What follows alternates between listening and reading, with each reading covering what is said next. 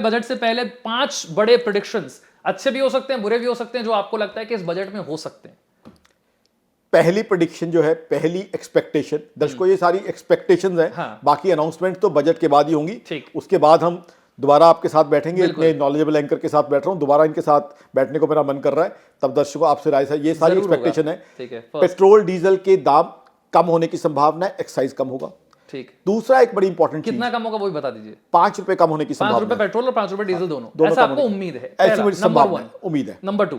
दूसरी, किसान भाइयों के लिए, एग्रीकल्चरिस्ट के लिए 0 रेट ऑफ इंटरेस्ट वाली स्कीम आने की संभावना है। बिना किसी इंटरेस्ट दिए, हाँ, बिना कोई ब्याज दिए के आपको लोन मिल जाएगा, ये संभावना किसानों लगती के है। लिए। हाँ, और ये होनी चाहिए। ठीक है। क्योंकि होता क्या है, आज दिल्ली में रहने वाला आकाश जिंदल, उसने अगर 40 लाख की गाड़ी लेनी है तो शायद 0 इंटरेस्ट पे जो से पैसा मिल जाता है, क्योंकि शायद मैन्युफैक्चरर की सबवेंशन है उसमें।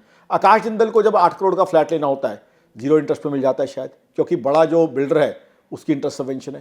लेकिन किसान भाई जो आकाश जिंदल से कहीं ज्यादा रेलिवेंट है इकोनॉमी के लिए, उसको जब कर्जा लेना होता है तो मिलता क्या है, 10%, 12%, कई बार तो 15%।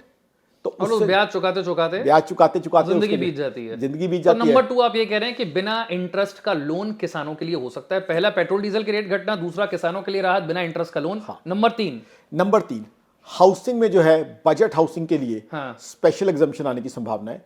बजट हाउसिंग यानी 20 लाख के घर से कम के घर के लिए, ताकि सबको घर मिल सके, सबको पक्की छत मिल सके। किस तरह की राहत हो सकती है? टैक्स में कुछ रिलीफ हो सकता है? हाँ, एक तो टैक्स में कुछ हो सकता है, दूसरा जो है उनको वन टाइम एग्जेम्पशन मिल सकती है बिल्डर से कनेक्टेड। ठीक है। ताकि अगर 20 लाख से कम का घर ले रहे हो तो उसमें जो है आपको एग्जेम्पशन मिल सकती है, स्पेशल स्टैंड अलोन एग्जेम्पशन मिलने की संभावना है। ठीक है, ये बजट हाउसेस के लिए हो गया। बजट हाउसेस के लिए तीसरा हो गया ये पॉइंट। ये होने की नंबर संभावना है। नंबर 4 क्या है, इनकम टैक्स के अंदर जो मैंने बताया एग्जम्पशन लिमिट और स्टैंडर्ड डिडक्शन, वो आने की संभावना है। वो थोड़ी सी और राहत इनकम टैक्स में आपको मिलेगी, उम्मीद आप कर रहे हैं? हाँ, मैं इसकी जो है उम्मीद लगा के चल रहा हूं। 5वां जो है मेरे हिसाब से जो हो सकता है, महिलाओं के लिए, हमारी बेटियों के लिए, बहनों के लिए, उनके लिए कई चीजें आ सकती हैं, ताकि उनको ज्यादा से ज्यादा हम मोटिवेट कर सकें। अब हम बड़े शहरों में तो देख ही रहे हैं, बहुत सी बेटियां बहनें जॉब कर रही हैं।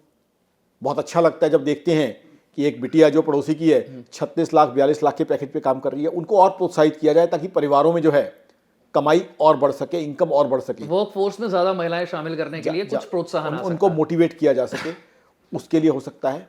और छठी चीज जो है वो आना चाहिए, जो संभावना लग रही है, रूरल एजुकेशन। हालांकि एजुकेशन में आपका आगे ये होगा कि कई चीजें सब स्टेट्स के पास है, बट सेंट्रल गवर्नमेंट के पास जो है रूरल जो प्राइमरी एजुकेशन है, वहां काफी एग्जम्पशन आने की संभावना है, ताकि रूरल प्राइमरी एजुकेशन जो है उसे ज्यादा से ज्यादा बढ़ावा दिया जाए।